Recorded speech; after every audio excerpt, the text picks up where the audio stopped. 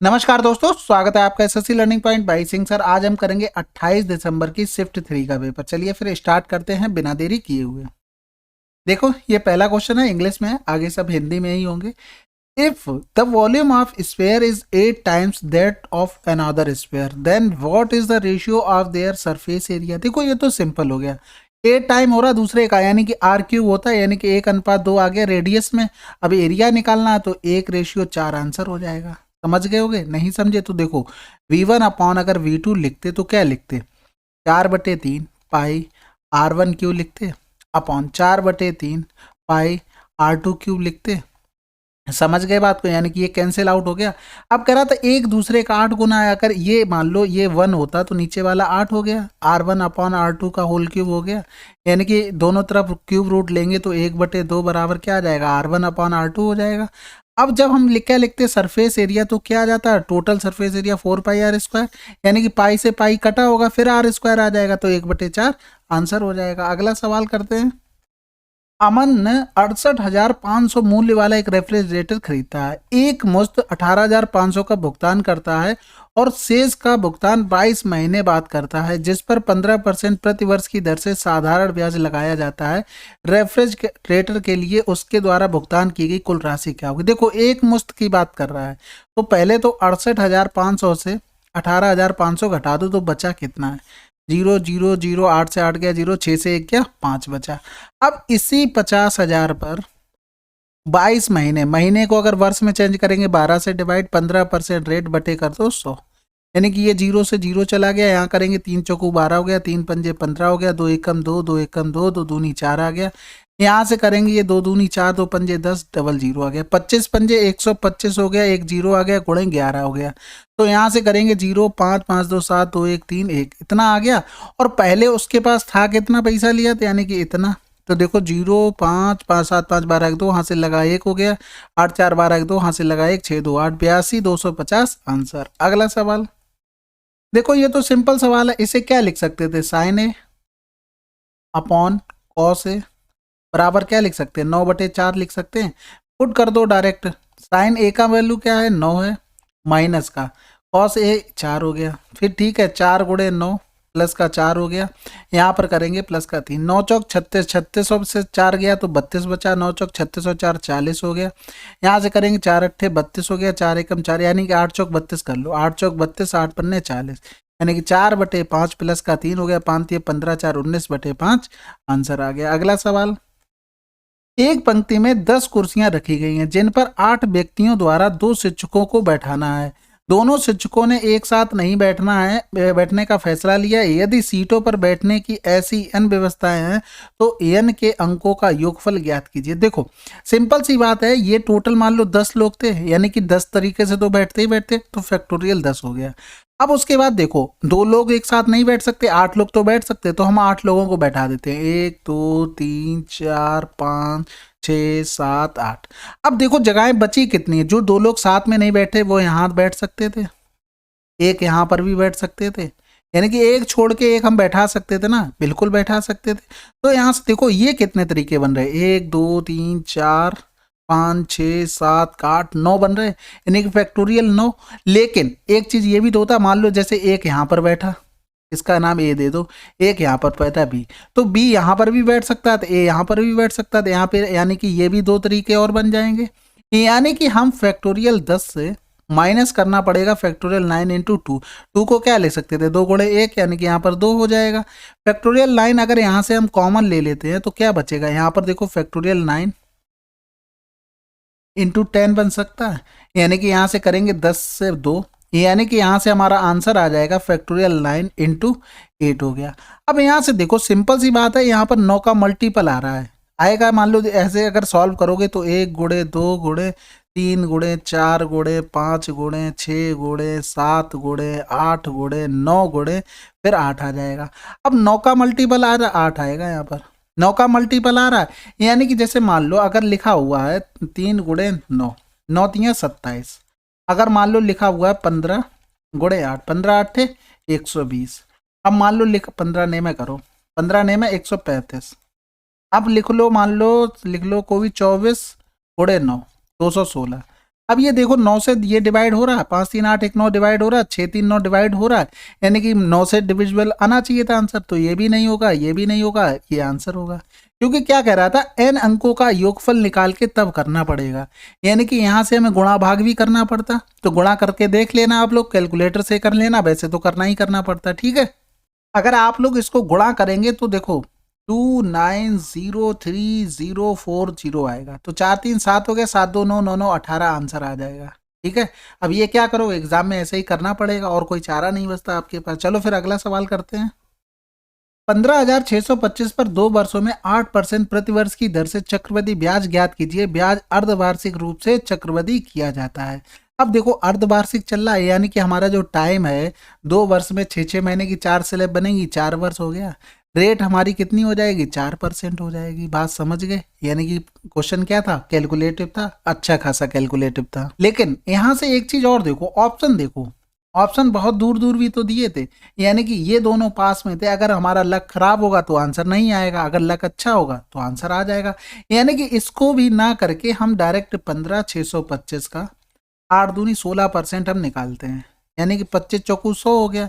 यहाँ से करेंगे 25 छक्का 150, 6 बच गया, 25 दूनी 50, 25 पंजे 125, 4 चौकू 16 हो गया, 4 पंजे 20 हो गया, यहाँ से लगा 2, 4 दूनी 8 और 2 10 हो, 8 2 10 हो गया, यहाँ से लगा 1, 4 छंग 24 1 25 हो गया। अब यहाँ से देखो 25 से कितना आगे चला जाएगा, इतना तो आगे चला नहीं जाएगा, यहाँ पर रेट भी तो आधी हो रही, तो आंसर यहाँ से हम लगा सकते थे, बाकी हमको कैलकुलेशन करनी पड़ती। वो आप लोग समझ सकते हैं कितना कैलकुलेटिव होता है। अगला सवाल करते हैं। एक लंबवृत्तीय शंकु के आधार का क्षेत्रफल इतना है, इसकी त्रियक ऊंचाई इतनी है, तो शंकु का आयतन क्या होगा। देखो शंकु का आधार क्या होता है, सर्किल होता है, यानी कि पाई आर स्क्वायर बराबर दिया गया था 157, यानी कि पाई की जगह 3.14 आर स्क्वायर बराबर 157 हो गया। आर स्क्वायर बराबर लिखेंगे तो 157 इंटू 100 अपॉन में आ जाएगा 314 आ जाएगा, यानी कि ये कितना हो रहा है, ये इसका दोगुना हो रहा था, ये यहाँ पर क्या हो गया 50 हो गया। इसको क्या लिख सकते थे, 25 गुणे 2 लिख सकते थे, यानी कि आर बराबर हम लिखते तो 5√2 आ जाता। और यहाँ से देखो त्रियक ऊंचाई दी गई थी, यानी कि शंकु इस तरीके से बनता। त्रियक ऊंचाई कितनी है 491, वो भी रूट में है। रेडियस अगर हम लिखते या तो देखो 50 लिख लो, क्योंकि आर स्क्वायर करना ही पड़ेगा, या तो ऐसे ही लिख लो। अब हमको क्या हाइट चाहिए, तभी तो शंकु का आयतन निकाल पाओगे। आयतन क्या होता है, 1/3 पाई आर स्क्वायर एच होता है। समझ गए बात को, यानी कि यहाँ से हमें हाइट चाहिए होगी, यानी कि स्क्वायर करेंगे एच स्क्वायर बराबर 491 माइनस का 50 हो जाएगा, यानी कि यहाँ से करेंगे तो 1 आ गया, 9 से 5 गया 4 हो गया, यहाँ पर कितना हो गया 4 हो गया। 441 स्क्वायर किसी को पता है, एच बराबर कितना आ गया 21 आ गया। वैल्यू पुट कर दो 1/3, पाई की वैल्यू 3.14, आर स्क्वायर की वैल्यू कितनी हो गई 50 इंटू एच की वैल्यू 21 हो गई, 3 सत्ते 21 हो गया। यहाँ से करेंगे 5 चौकू 20 हो गया, 5 एकम 5 और 1 6 हो गया, 5 एकम 5 और 2 7 हो जाएगा, 5 15 हो गया। अब देखो 1 0 1 पॉइंट चला गया, एक इससे एक और पॉइंट चला गया, गुणे कर देंगे 7, यानी कि 7 7 49 यूनिट डिजिट से मिल गया, आंसर लगा दो 1099। ठीक है, थोड़ा अच्छा पेपर है ये वाला, पेपर सबसे टफ मैं मानता हूँ, क्योंकि इसमें कैलकुलेटिव सवाल भी थे और जो अच्छे लेवल के सवाल आ रहे वो भी थे। ठीक है, अगला सवाल करते हैं। एक गणित की प्रश्नोत्तरी में 10 छात्रों ने 20 अंक, 6 छात्रों ने 19 अंक, 5 अंक छात्रों ने 18 अंक और 4 छात्रों ने 17 अंक और 2 छात्रों ने 12 अंक प्राप्त किए। कक्षा द्वारा प्राप्त औसत अंक तक औसत अंक हैं दशमलव के स्थान हो। ठीक है, पूरी कक्षा का पूछा गया, 20 हो गया, 6 का 19 हो गया और 5 का 18 हो गया और 4 छात्रों का 17 हो गया और फिर यहाँ से 2 छात्रों का 12 हो गया। इनका एवरेज मान लो, देखो सब किसके पास दे रहा था 17 18 यानी कि 20 मान लो, यानी कि यहाँ से तो 0 हो गया, यहाँ से -1, यहाँ से माइनस का 2 हो जाएगा, यहाँ से माइनस का 3, यहाँ से माइनस का 8। एक लोगों में एक कम है, 6 लोगों में कितना कम हो जाएगा 6। इसी तरीके से 5 दूनी 10, इसी तरीके से 4 3 12, इसी तरीके से 8 दूनी 16 हो गया। तो यहाँ से इनको सबको जोड़ेंगे, 6 6 12 और 2 14 की 4, हाथ से लगा 1 हो गया, 2 3 4 हो गया। अब ये डिवाइड कितने लोगों में होगा भाई, इतना कम होना है तो ये भी तो पता लगे एक लोगों में कितना कम होगा। 10 10 5 15 हो गया, 15 और 6 21 हो गया, 21 और 6 कितना हो गया 27 हो गया। 27 से इसको डिवाइड करना था, यानी कि 27 दूनी 54 ज़्यादा हो जाएगा, 27 एकम 27 होगा अब यहाँ से समझो 27 से कम 27 के बचा कितना है 7, यानी कि 17 बचा है। 17 में आप क्या करेंगे 27 से डिवाइड करेंगे तो पॉइंट लगा के 0 बढ़ाना पड़ेगा। यहाँ से एक पहले भी आ चुका था तो 1 पॉइंट समथिंग पूरा सोल्यूशन होगा। 27 छक्के कितना हो जाएगा 162 हो जाएगा, यानी कि यहाँ से देखो 1.6 आएगा, यानी कि 20 से इतना ही कम करना पड़ेगा। तो 20 से 1.6 कम कर दो, 20 से पूरा 2 चला जाएगा तो 18 बचेगा और 10 से 6 गया 4, यानी कि 18.4 समथिंग आंसर आ जाएगा। अगला सवाल करते हैं। एक वस्तु को 1960 में बेचने पर प्राप्त हुआ लाभ प्रतिशत उसी वस्तु को इतने रुपए में बेचने होने वाले हानि प्रतिशत के बराबर है। तो 20% का लाभ प्राप्त करने के लिए वस्तु किस मूल्य पर होगा। अब यहाँ से देखो लाभ और हानि बराबर हो रहा था, यानी कि इन दोनों को क्या करते हैं जोड़ देते हैं, यानी कि 0 6 4 10 की 0, यहाँ से लगा 1 हो गया, 10 6 16 हो गया, यहाँ से लगा 1 हो गया, 2 1 3 हो गया, बटे 2 कर दो, ये यहाँ से काटेंगे 1800 हो गया। 20% का लाभ चाहिए, 20 पंजे 100, यानी कि 6 बटे 5 कर दो, यहाँ से करेंगे तो 5 तियाँ 15, 5 छक्के 30, 0 गया, 6 रंग 36, यहाँ से लगा 3, 6 तियाँ 18 और 3 21, यानी कि 2160 आंसर आ गया। अब होता क्या है, जैसे इसे बेचने पर लाभ हो रहा है, यानी एक्स अगर हम मान लें हमारा कॉस्ट प्राइस है तो यहाँ से प्रॉफिट हो रहा है, यानी कि हम अगर प्रॉफिट निकालेंगे तो 1960 माइनस का एक्स करेंगे, ये तो आ गया क्या प्रॉफिट। अब 1640 में बेचने पर हानि, यानी कि इसमें कॉस्ट प्राइस बड़ा होगा 1640, ये आ गई हानि। ठीक है, दोनों क्या है बराबर है, बस x को एक तरफ किया 2x हो गया, ये इधर आ जाएगा प्लस हो जाएगा, दोनों को आधा कर देते हैं, हमारा कॉस्ट प्राइस निकल आता है। बस ये चीजें डायरेक्ट होनी है। अगला सवाल, ये देखो ये भी सिंपल सवाल है, ये बराबर अगर a दिया हो लेकिन यहाँ से देखो प्लस है ना, तो हमें प्लस वाले पे पहुंचना पड़ेगा, तो इतनी जल्दबाजी नहीं करते हैं। तो यहाँ से देखो प्लस पे पहुंचने के लिए, और यहाँ पर रूट नहीं है तो यानी कि x में पहुंचना पड़ेगा, तो यहाँ से लिख सकते हैं x, इनका होल स्क्वायर कर रहे हैं। अब यहाँ से देखो ये दिया गया तो इसको निकालना, तो यहाँ पर देखो हमें क्या इसके लिए क्या चाहिए होता है, x प्लस 1/x की वैल्यू पता हो, हमको a है तो x³ प्लस 1/x की वैल्यू हम निकाल लेते हैं, कैसे a³ माइनस का 3 है, यानी कि यहाँ से हमें इसको निकालना पड़ेगा, दोनों तरफ होल स्क्वायर कर दो, इसका भी होल स्क्वायर कर दो, इसका भी कर दो, यानी कि x प्लस 1/x माइनस का कितना 2 हो जाएगा, और इधर कितना हो जाएगा 2 दूनी 2 हो जाएगा, यानी कि यहाँ से लिख सकते हैं 1/x बराबर 4। ठीक है, तो यहाँ 4 चौकू 16 चौकू 64 माइनस का 12 करेंगे, आंसर 52। अगला सवाल करते हैं। कह रहा है दिए गए आंकड़ों के अनुसार किस छात्र ने अधिकतम औसत अंक प्राप्त किए। देखो अधिकतम औसत अंक वही प्राप्त करेगा जो सबसे ज्यादा नंबर प्राप्त करेगा। तो यहाँ से देख लो CABD सभी दिए गए, तो यहाँ से देखो अगर हम यहाँ से चेक करते हैं, जैसे जोड़ के भाग करोगे वो तो सभी लोग करते हैं, यहाँ से देखो इसने देखो सबसे नंबर कम इससे तो प्राप्त किए ना कम, समझ गए, यानी कि ये तो बी तो हमारा चला गया, यहाँ से इससे कोई पंचायत नहीं। अब यहाँ से देखो ए और सी का अगर कंपेयर करते हैं तो इसने 10 नंबर ज़्यादा लिए, इसने 10 कम लिए हैं, इसने यहाँ से भी देखो कम नंबर लिए, यानी कि ये तो कैंसिल आउट हो गया, यानी कि सी ने भी कम लिए, किससे ए से। अब ए और डी का कंपेयर करते हैं, इसने क्या किया 15 ज़्यादा लिए ए से, इसने क्या किया 10 ज़्यादा लिए, इसने क्या किया 5 कम लिए, यानी कि देखो इन सबको अगर जोड़ेंगे भी तब भी 20 नंबर वो ज्यादा ले रहा है, यानी कि सबसे ज्यादा डी के आ गए। अब ये ऐसा मत करना सबको जोड़कर एवरेज निकाल ले, भैया जिसके सबसे ज्यादा नंबर होंगे उसी का सबसे ज्यादा एवरेज होगा, बस सीधी सी बात, नो बकवास। अगला सवाल, एक लड़का और एक लड़की मिलकर किसी कार्य को 4 दिनों में पूरा कर सकते हैं। एक लड़का अकेले उस कार्य को 5 दिनों में पूरा कर सकता है, एक लड़की अकेले उस कार्य को कितने दिनों में पूरा कर सकती है। देखो एक लड़का और एक लड़की कितने दिनों में कर रहे थे 4 दिनों में, और कह रहा था एक लड़का उसी कार्य को 5 दिनों में कर सकता है, यानी कि 4b प्लस का 4g आ गया भाई।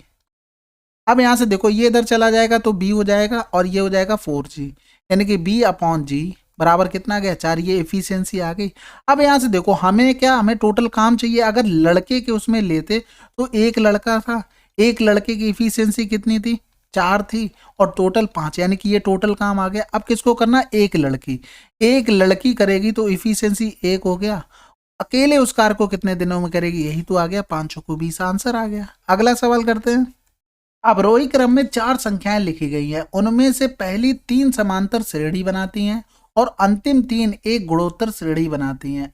पहली और अंतिम संख्या का योगफल इतना है और अन्य 2 संख्याओं का योगफल इतना है, दी गई 4 संख्याओं के वर्गों का योगफल क्या होगा। देखो ये सवाल किसी भी तरीके से एसएससी में आने के लायक नहीं, क्योंकि वहां आ गया ना तो भैया कैसे कर पाओगे, टाइम ही नहीं इतना मिलता है। तो इसको जिसने जिसने स्किप किया होगा वो फायदे में रहा होगा, और जिसने अगर टाइम बचाकर इसको कर लिया होगा तो वो और ज्यादा फायदे में रहा होगा। तो नंबर मान लो ए था, बी था, सी था और डी था। कह रहा था चार थे, कह रहा था उनमें से पहली तीन समांतर श्रेणी में और अंतिम तीन गुणोत्तर श्रेणी में, यानी कि ये तीन बनानी होगी गुणोत्तर और ये तीन बना रही होंगी क्या, तुम्हारी समांतर श्रेणी। अगर हम यहाँ से स्टार्ट करते, अगर इसको हम मान लेते क्या ए, तो नेक्स्ट नंबर हमारा अगर गुणोत्तर श्रेणी में लिखते तो ए आर होगा, इससे नेक्स्ट लिखेंगे तो ए आर स्क्वायर होगा। क्यों होगा, क्योंकि गुणोत्तर श्रेणियों में रेशियो हमारा बराबर होना चाहिए था, यानी कि ए आर अपान आर लिखे ए लिखेंगे तो आर आया ratio, A R square A R लिखेंगे तो यहाँ से काटेंगे तब भी आर आया, तो यानी कि हमारा रेशियो बराबर आना चाहिए था। तो यहाँ से देखो ये क्या कह रहा है, पहली और अंतिम संख्या का योगफल 16 है, यानी कि इनका योगफल 16 आना चाहिए था। यानी कि अगर हम यहाँ से लिखते तो 16 माइनस का ए आर स्क्वायर लिखते। बात समझ गए, बात समझे कि नहीं समझे, समझना पड़ेगा भैया, नहीं समझोगे तो कैसे काम चलेगा। अब यहाँ से देखो हमको 12 क्या दिया गया था, अन्य दो संख्याओं का योगफल दिया गया था। अन्य दो संख्याएं कौन सी हैं हमारे पास, ये है, इनका योगफल दिया गया था। अगर इनका योगफल लिखेंगे तो ए कॉमन हो गया, 1 प्लस का आर हो गया, बराबर कितना हो गया 12 हो गया यहाँ से। अब यहाँ से देखो हमें ये भी पता है कि समांतर श्रेणी में डिफरेंस बराबर होता है, ये तो सभी को पता है ना। अगर मान लो हम डिफरेंस लिखें b माइनस का c, b माइनस का a बराबर क्या हो जाएगा, c माइनस का b हो जाएगा डिफरेंस। यानी कि यहां से लिख सकते थे 2b बराबर a प्लस का c लिख सकते हैं, कोई समस्या किसी प्रकार की। यानी कि b की जगह हम a लिख दें और a की जगह 16 माइनस का ए आर स्क्वायर लिख दें, c की जगह हम ए आर लिख दें, तो कोई समस्या। अब क्या करो, ए वाले टर्म सारे एक तरफ लिख लो, यानी कि ये भी इधर चला जाएगा, ये भी इधर चला जाएगा, तो डायरेक्ट हम ए कॉमन लेके लिख रहे हैं, आर स्क्वायर माइनस का आर हो जाएगा प्लस का 2 हो जाएगा, बराबर क्या आ गया 16 आ गया। ये समीकरण 1 ले लो, समीकरण 2 ले लो, समीकरण 2 को 1 से डिवाइड कर दो, यानी कि यहाँ से लिख सकते थे ए आर स्क्वायर माइनस का आर प्लस का 2 बटे ए 1 प्लस का आर, ये बराबर 16 बटे 12 हो जाएगा, 1 प्लस का आर। ए से एक कैंसिल आउट हो गया, यहाँ से 4 चौकू 16, 4 तियां 12, गुणा भाग कर लेते हैं, 3 आर स्क्वायर माइनस का 3 आर प्लस का 6 बराबर 4 प्लस का 4 आर हो गया। यानी कि इसको सॉल्व करते हैं तो ये 4 आर इधर आ जाएगा, यानी कि 3 आर स्क्वायर माइनस का 4 3 7 हो जाएगा, 6 से 4 गया 2 हो जाएगा, बराबर हो जाएगा क्या 0। अब क्वाड्रेटिक बन गई। अब देखो 3 गुणे 2 यानी कि 3 दूनी 6 हो गया, 6 के ऐसे फैक्टर करो जोड़ने या घटाने पर -7 आ जाए और गुणा करने पर 6 आ जाए, यानी कि यहाँ से लिख सकते थे माइनस का 6 इंटू माइनस का 1। ठीक है, अब इनके क्या करते हैं, इनके नंबर चेंज कर देते हैं, यानी कि जो साइन होते हैं साइन चेंज करते हैं, तो 6 और 1 हो जाएगा। फिर आर के कोफिशिएंट से भाग कर देते हैं, यानी कि 3 और ये हो गया 3, यानी कि 3 दूनी 6 हो गया, यानी कि आर बराबर 1 तो 2 आ गया, 1 आ गया 1/3। अब यहां से देखो आर बराबर हम 2 तो ले नहीं सकते क्योंकि ये क्या लिखा था, अवरोही क्रम में नंबर लिखे हैं, यानी कि ये वाली जो सीरीज हमने लिखी है ये पूरी हो जाएगी क्या गड़बड़, अगर हमने 2 ले लिया। तो आर बराबर हम क्या लेंगे 1/3 लेंगे। यहां से लिखो ए 1 प्लस का आर, आर का मतलब 1/3 बराबर हो गया 12। कहाँ से लिख रहे हैं, इस वाली इक्वेशन से लिख रहे हैं, समझे रहना है। यानी कि देखो अभी मैं बता दूंगा कहाँ से कौन सा पोर्शन आया, नहीं तो बाद में फिर तुम कहो कि ये क्या हो गया। यहाँ से करेंगे 3 एकम 3 1 4/3 हो गया, 4 तियां 12 हो गया, ए बराबर कितना आ गया यहाँ से 9 आ गया। अब यहाँ से देखो ए बराबर 9 आ गया, आर बराबर तुमको पता लग गया, तो सभी नंबर निकाल ले, इसको नोट कर देना, मैं इरेज कर रहा हूँ ठीक है। ए बराबर तुम्हें पता लग गया, आर बराबर पता लग गया, सब निकाल लेंगे भाई।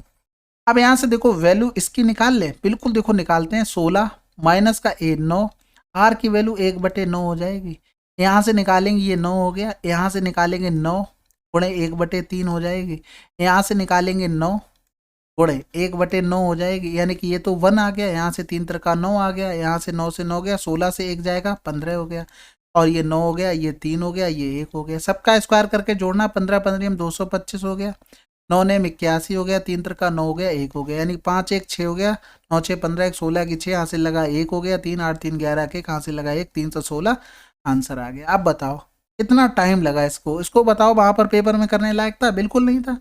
मौज करो भाई, ऐसे सवालों को लेके टेंशन नहीं लेनी है भैया, छूट जाएगा वो बेटर है, उससे बढ़िया हम रीजनिंग में कुछ कर लेंगे। ठीक है, अगला सवाल करते हैं। ये देखो ये भी बढ़िया क्वेश्चन था, सिमिलरिटी बेस पे था। अब मान लो जैसे मान लो ये ट्रेंगल ले लिया हमने XWZ और ट्रेंगल हमने ले लिया कौन सा WYZ, दोनों को सिमिलर बनाते हैं, यानी कि ये वाला एंगल तो दोनों में कॉमन है, बिल्कुल कॉमन हो गया।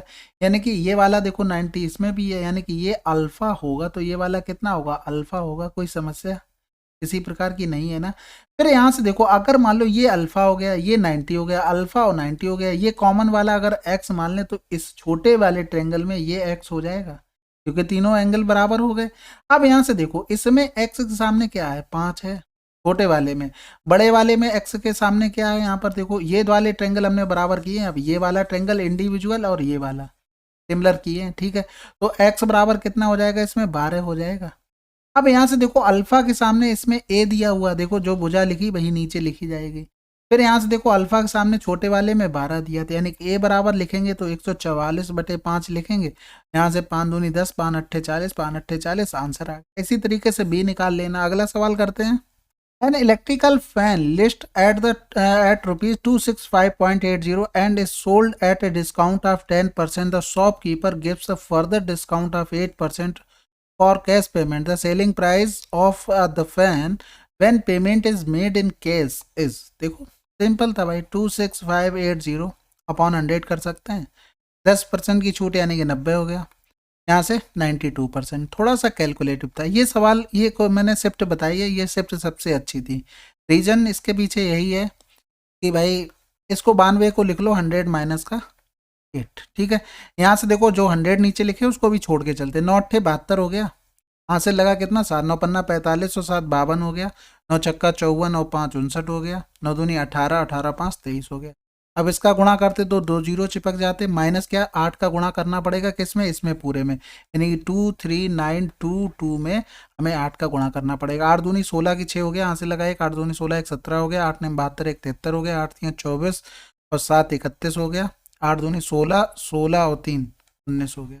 यहाँ 10 से 6 जाएगा 4 बचा, यहाँ 9 से 7 गया 9 से 7 गया 2 बचा, ठीक है। फिर यहाँ 11 से 3 गया 8 बचा, फिर 1 से 1 गया 0 बचा, 9 से 9 गया 0 बचा, 3 से 1 गया 2 बचा, ये 2 बचा। अब नीचे क्या था, 4 जीरो थे, 1 2 3 4, तो 1 2 3 4 के बाद पॉइंट लगा दो, आंसर आ गया। अगला सवाल करते हैं। What is the number of integral solution for the equation this. देखो ये हॉनेस्टली मैं बताऊं, ये मुझे भी नहीं आता, इधर उधर से देख दाख के कुछ बताया। इसका एक डायरेक्ट फार्मूला होता है, पहले तो वो फार्मूला लिख लो, x माइनस का 1 c2 इंटू का 8 प्लस का, फिर हो जाएगा x माइनस का 1 c1 इंटू का 12 प्लस का 6। यहाँ x बराबर क्या है 27, यहाँ से रखेंगे तो 26 c2 इंटू का 8, 26 c1 इंटू का 12 प्लस का 6 हो गया। यानी कि एन सी आर जब दिया हो तो क्या लिखते हैं, factorial n upon factorial r, factorial n minus r लिखते हैं। यानी कि यहाँ से लिखेंगे फैक्टोरियल 26 बटे फैक्टोरियल 2, और 26 से 2 गया 24 हो गया, इंटू 8 हो गया, प्लस का 26 अपॉन से 26 से 1 गया कितना बचेगा 25 इंटू फैक्टोरियल 1, और फिर इंटू में 12 भी था, प्लस 6 हो गया। यानी कि यहाँ से देखो 26 के बाद क्या क्या बचेगा, 24 तक तो कट जाएगा, 26 क्या बचेगा 25 और गुणे 26 बचेगा, 25 गुणे 26 बटे हो जाएगा 2, गुणे हो गया 8। इसी तरीके से क्या बचेगा, 25 तक कट गया, ऊपर 26 बचेगा, 26 गुणे 12 प्लस का 6 हो गया। यहाँ से करेंगे 2 एकम 2 हो गया, 2 3 6 हो गया। यूनिट डिजिट से काम चलेगा, नहीं चलेगा क्योंकि 2 में 8 दे दिया था। तो देखो यहाँ से 13 पंजे 65 की 5 हो गया, यहाँ से लगा 6 13 दूनी 26 और 6 32 हो गया, गुणे कर देंगे 8 प्लस का 12 छंग 72 हो गया, हासिल लगा 2 हो गया, सॉरी 7 हो गया, 12 दूनी 24 24 और 7 31 हो गया, प्लस का 6 हो गया। यहाँ से करेंगे 8 पन्ने 40 की 0, हासिल लगा 4, 8 दूनी 16 4 20, 8 3 24 और 2 26 हो गया।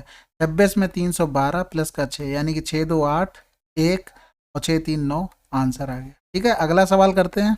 दो स्टेशन ए और बी 1570 किलोमीटर की दूरी पर हैं। एक ट्रेन ए से सुबह 7 AM पे निकलती है 80 किलोमीटर प्रति घंटा की चाल से बी की ओर, और दूसरी 9 बजे निकलती है बी से इतनी चाल से। अब कह रहा था दोनों ट्रेनें किस समय मिलेगी, 24 घंटे की घड़ी का समय, यानी कि ये लिखा होगा टाइम 2:45, ये लिखा होगा 2:20, ये लिखा होगा 4:30, ये लिखा होगा 4:45। ठीक है, या तो ये निकाल लो तुम या तो ये निकाल लो, दोनों कोई बात नहीं, 24 घंटे का कह रहा था ना। अब यहाँ से देखो ये दूरी कितनी थी, 1570 थी। एक ट्रेन 7 बजे चल रही थी लेकिन वो 80 किलोमीटर प्रति घंटा की चाल से, एक ट्रेन चल रही थी 9 बजे लेकिन 108 किलोमीटर प्रति घंटा की चाल से। अब एक चीज बताओ, वो दूसरी ट्रेन थी, वो 2 घंटे लेट चली, यानी कि 2 घंटे में इसने दूरी कितनी कवर कर ली, 8 दूनी 16, 160 किलोमीटर। यानी कि एक डिस्टेंस कितनी बचेगी, एक इससे 160 घटा देंगे, यानी कि 0, 7 से 6 के आए, 5 से 1 गया, 4 बचा, 1410 बची। अब 1410 दोनों एक दूसरे की तरफ चल रही है, 188 किलोमीटर प्रति घंटे की चाल से आएंगी, बिल्कुल आएंगी। यहाँ से करेंगे 2 नेमा 18 हो गया, 2 चौकू 8 हो गया, यहाँ से करेंगे 2 सत्ते 14 हो गया, 0 2 पंजे 10 हो गया। अब यहाँ से देखो, अगर इसको हम लिखते तो 2 गुणे 2 चौकू 8, 2 सत्ते 14 लिख सकते, तो 15 चौकू 60, ये देखो इससे 15 बार पूरा पूरा चला गया। अब यहाँ से अगर हम इसको चेंज करते तो देखो 2 सत्ते 14, एक बचा, यानी कि 1/2 गुणे कर देते 60, यानी कि 30 मिनट आ गया, यानी कि 7 घंटे 30 मिनट बाद वो मिलेंगे। तो देखो 9 बजे चल रहे थे, 9 में अगर 7 जोड़ेंगे तो 9 7 16, 16 बज के 30 मिनट पर वो एक दूसरे को मिलेंगे। अगला सवाल करते हैं। 5 सेंटीमीटर लंबे चाप वाले त्रिज्यखंड का क्षेत्रफल ज्ञात कीजिए, वृत्त के केंद्र पर 60 डिग्री का कोण बनाता है। देखो 60 डिग्री का कोण बनाता है तो चाप कितना है, 22 है। अगर 360 डिग्री का कोण बनाता तो चाप कितना आता, क्या गुना हो रहा था, ये 6 गुना हो रहा था, यानी कि 132 आ जाता। समझ गए, यानी कि 2 पाई r की वैल्यू हमको पता लग गई 132। ये 22/7 होता है, यानी कि 22 छक्का 132, 2 3 6 हो गया, r बराबर कितना आ गया, 21 आ गया। बस यही तो निकालना था, पाई r² θ/360 की वैल्यू हमें को चाहिए थी, यानी कि 22/7, r की वैल्यू 21 × 21, और यहाँ पर 60 रखेंगे तो 6×36/6 आ जाएगा, 7 × 3 = 21 हो गया, 3 दूनी 6 हो गया, और 3 दूनी 6 हो गया, यहाँ से 11 हो गया, यानी कि 1 3 और 2 आंसर आ गया। अगला सवाल करते हैं। देखो इसका चौथा अनुपात निकालना, तो देखो सिंपल सा XY² अपॉन X² XY/A लिख लो।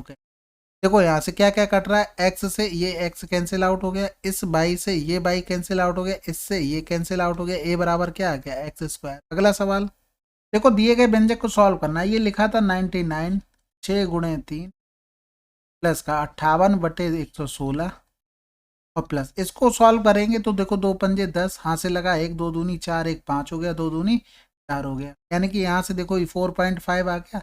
11 से पूरा अगर 5 घटा देते तो कितना बचता, 11 से 5 गया 6, 10 से 5 गया 5, इसमें गुणा कर देते 4, 4 पंजे 20, 4 चंग 24, 2402, जैसे यहाँ से ये 26 आ गया। यहाँ से देखो ये 2 गुना हो रहा था, यहाँ पर करेंगे तो यहाँ से करेंगे तो 3 × 3 = 9, 3 × 3 = 9 हो गया, फिर 3 × 1 = 3, 3 × 3 3 दूनी 6, दोनों तरफ देखो 2 लिखा था, एलसीएम 2 ले लेते तो 11 1 12 आ जाता, 2 छक्के 12 हो गया, 26 और 6 32 आंसर। अगला सवाल, देखो इसको साधारण भिन्न बताना है, बिल्कुल सिंपल, 2 4 6 लिख लो, जिसके ऊपर बार नहीं है वो घटा दो, जिसके ऊपर बार है उतने 9 लिख लो, जिसके ऊपर नहीं है उतने 0 लिख लो। ये पॉइंट के बाद की प्रोसेस होती है ये वाली। जैसे 4 गया 2 बचा, 4 से 3 गया 1 बचा, यानी कि 312/900 आंसर। अगला सवाल, ये भी देखो आसान है, ये फार्मूले से भी लोग करते हैं, बाकी ऐसे भी कर सकते हैं। इसको नीचे यहाँ से बिल्कुल डिट्टो ले आओ, ये 10 हो गया, यानी कि यहाँ पर ये 90 बनाएगा, और 6 और 11 का डिफरेंस 5 हो गया, यानी कि हमको ये निकालना, तो इसको अगर निकालने के लिए क्या करेंगे, 10 का स्क्वायर 100 प्लस 55 25 हो जाएगा, यानी कि यहाँ से 125 आ जाएगा में, 25 पंजे 125 होता है, यानी कि 5√5 आंसर आ गया। अगला सवाल करते हैं। देखो मान लीजिए A1 A2 A3 AN, जहां 1 2 3 के लिए ए दिया गया है और गुणोत्तर श्रेणी में है, और मान लीजिए SN पहले n पदों का योग है, A2 A4 बराबर 1 है, तो S3 बराबर 7 है, तो S5 का मान क्या होगा। अब देखो A1 A2 A3 ये गुणोत्तर श्रेणी में है, यानी कि जीपी में है, तो यहाँ से देखो अगर हमें यहाँ से लिखना हो क्या, A3 बराबर कितना हो जाएगा, 1 हो जाएगा। क्यों हो जाएगा, हमको पता है कि A2 और यहाँ से A4 ले लो, अगर A2 × A4 करेंगे, A2 × A4 करेंगे तो वो वैल्यू किसकी होगी, A3 की होगी। अगर हम मान लो A2 लिखना चाहते तो क्या होता, A1 × A3 होता। ये गुणोत्तर श्रेणी की प्रॉपर्टी है, इसमें कुछ नया नहीं बता रहा हूँ। A2 × A4 की वैल्यू 1 दी थी, यानी कि यहाँ से लिख सकते थे A3 बराबर कितना हो गया, 1 हो गया, यानी कि A3 बराबर 1 हो गया। अगर यहाँ से हम लिखना चाहते तो ये तो नंबर आ गया 1 A3 वाला, यानी कि इससे पहले अगर हम जाते 1/r होता, इससे पहले जाते 1/r² होता, इसके बाद जाते तो r होता, इसके बाद जाते तो r² होता। बात समझ गए कि नहीं समझे।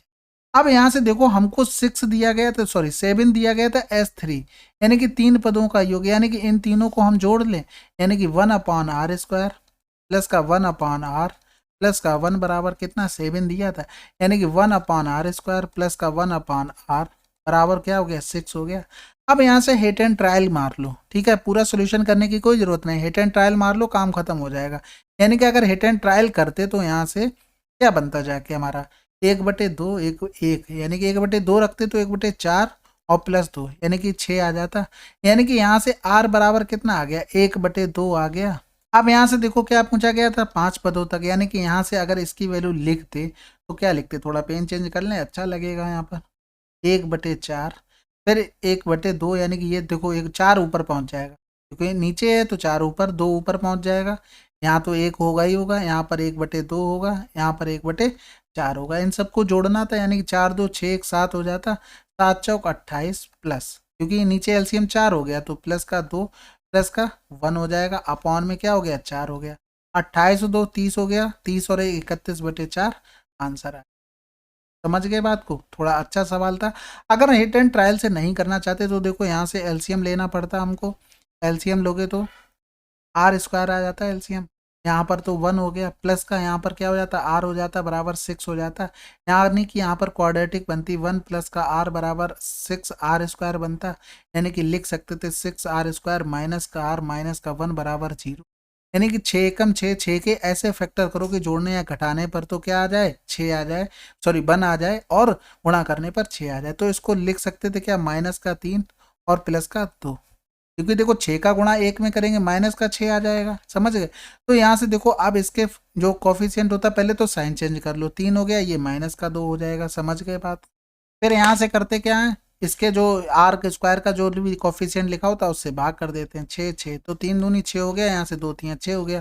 तो यहाँ से देखो वैल्यू 1/2 ले ली, माइनस का हो नहीं सकता क्योंकि नेगेटिव पहुंचता चला जाएगा, फिर दिक्कत हो जाएगी। तो आप क्या करते हैं 1/2 मिल गया तो इस तरीके से निकाल लेंगे, ठीक है। बहुत अच्छा पेपर है ये, सभी शिफ्टों में सबसे अच्छा पेपर, ठीक है। अगला सवाल करते हैं। वृत्त C1 का समीकरण इतना है, वृत्त C2 का समीकरण इतना है, तो दोनों वृत्तों के बीच की उभयनिष्ठ स्पर्श रेखा क्या होगी। देखो यहाँ से लिखेंगे तो ये जो देखो सिंपलीफाई करके ये r आ जाएगा, यहाँ से कितना 2, यानी कि r² बराबर 4, तो r बराबर यहाँ से आ जाता है 2। इसको भी सिंपलीफाई बनाते हैं तो x² के साथ हमें क्या क्या चाहिए 2 इंटू एक्स तो चाहिए ही चाहिए, यानी कि यहाँ पर देखो क्या और आ रहा है 3 और आ रहा है, यानी कि गुणा 3 और बन रहा है, यानी कि यहाँ पर कहीं ना कहीं 9 आया होगा। फिर देखो हमें y² चाहिए, y² यहाँ पर देखो कितना बन रहा है प्लस का 2 इंटू यहाँ पर 4 इंटू एक्स बन रहा है, यानी कि ये कहीं ना कहीं क्या रहा होगा 16 रहा होगा, तभी तो आया होगा भाई यहाँ पर। अब यहाँ देखो 9 6 कितना हो गया 25 हो गया, यानी कि यहाँ पर तो केवल 16 था, तो कितना एक्स्ट्रा होना पड़ेगा, इसको होने के लिए 9 एक्स्ट्रा होना पड़ेगा, यानी कि इसको दोनों तरफ क्या करेंगे 9 जोड़ना पड़ेगा। तो यहाँ से क्या आ जाएगा ये 9 आ जाएगा, इधर 25 बन जाएगा, यानी कि x + 3 का होल स्क्वायर प्लस y + 4 का होल स्क्वायर बराबर हो गया 9। अब यहाँ से एक चीज समझो, ये तो तुम्हारे बन गए क्या सेंटर, यानी कि इस त्रिभुज के लिए जो सेंटर के बिंदु होंगे वो क्या होंगे -3 कामा -4। क्यों होंगे, क्योंकि x - 3 बराबर 0, तो x बराबर x प्लस x बराबर -3, इसी तरीके से y + 4 बराबर 0, तो y बराबर -4। तो यहाँ से देखो ये कितना हो जाएगा, ये रेडियस हमारी चल रही थी तो इसको रेडियस करेंगे, r² बराबर 9 हो गया, यानी कि r बराबर 3 आ गया। अब इसको बना लेते हैं भाई, बढ़िया सा चित्र बनाते हैं। -3 कामा 4, यानी कि देखो 1 2 3 और यहाँ पर y के लिए 4, 1 2 3 और 4। तो देखो -3 कामा 4 यहाँ पर कहीं मिलेगा, -3 कामा, यहाँ के लिए देखो एक सर्किल बनाते हैं, यहाँ से देखो ऐसे करके सर्किल बनेगा। इसकी रेडियस कितनी होगी, इसकी रेडियस देखो यहाँ पर कहीं सेंटर मिलेगा, ये चित्र बड़ा बनता थोड़ा, यहाँ पर जगह नहीं बन रही है, ठीक है। तो ये तो 3 हो गई तुम्हारी। अब यहाँ से देखो दूसरी कंडीशन में रेडियस तो 2 है, रेडियस कितनी है 2 है, लेकिन उससे पहले एक चीज देखो, यहाँ पर ये तो 3 हो गई, यहाँ से ये तो 3 था, ये कितना था 4 था, यानी कि ये भी 4 हो जाता, तो यानी कि ये यहाँ पर मिलाते तो ये कितना बनता 5 बनता, यानी कि जो रेडियस 2 वाला है वो सर्किल यहाँ पर ऐसे कुछ बनता, यानी कि तभी तो 2 बन जाता, 3 2 5 हो जाता। यानी कि ये कौन सी कंडीशन बन गई, ये वाली कंडीशन बन गई, यानी कि 1 2 और 3 तुम्हारी स्पर्श रेखाएं खींची जा सकती, ठीक है। थोड़ा अच्छा सवाल था, नोट डाउन कर लेना। अगला सवाल करते हैं। पवित्रा किसी कार्य को पूरा करने में कादर से 2 गुना, रहीम से 3 गुना, यानी पवित्रा, कादर और रहीम, यानी कि ये अगर 6 मान लें, इसका 2 गुना हो रहा था तो 3 हो गया, ये 2 गुना, वे एक साथ मिलकर 2 दिनों में कार्य पूरा करते हैं, कादर अकेले कितने दिनों में करेगा? तो देखो 6, इनका एलसीएम ले लो पहले तो। 6 लिया तो 6 एकम 6 हो गया, 3 दूनी 6, 2 एकम 2 तियां 6, एफिशिएंसी आ गई। 3 2 5 और 1 6 हो गया। 6 के हिसाब से 2 दिन काम किया, यानी कि टोटल काम आ गया। अब कादर को करना, एफिशिएंसी कादर की, तो कैंसिल आउट 6 आंसर। अगला सवाल, किसी संख्या के 40% का 1/3 दूसरी संख्या के 30% के 1/5 के बराबर है। पहली संख्या दूसरी संख्या के साथ क्रमशः अनुपात ज्ञात कीजिए। देखो ये पहला सवाल ऐसा आया कि थोड़ा सांस मिली होगी। कोई बात नहीं, आते हैं और नोट डाउन कर लेना सवाल को अच्छे से। परसेंटेज से परसेंटेज चला गया और जीरो से जीरो चला गया। फर्स्ट अपॉन सेकंड कितना आ जाएगा? 3 त्रिका 9/20, क्योंकि ये 4 बचे। ठीक है, 25 सवाल हो गए। अब मैंने इतनी सारी शिफ्ट कराई हैं, ये शिफ्ट पहली ऐसी होगी कि मुझे लास्ट क्वेश्चन सही से ध्यान में रखना, ध्यान में मतलब आ गया मेरे नॉलेज में कि बहुत देर हो गई कि अभी तक ये शिफ्ट हुई नहीं। ठीक है, चलो फिर मिलते हैं अगले वीडियो में। ये बहुत अच्छी शिफ्ट थी, जितनी टफ हो सकती थी ना, सभी में सबसे ज़्यादा टफ थी AWO और TPO। इवन तो CGL भी मिला लो भाई, इसके आगे फेल है। करके दिखा दे भाई कोई इसको, जो भी कहता है 9 मिनट 10 मिनट 12 मिनट में, तब मैं जानूँ। ठीक है, चलो फिर मिलते हैं अगले वीडियो में, तब तक के लिए जय हिंद जय भारत।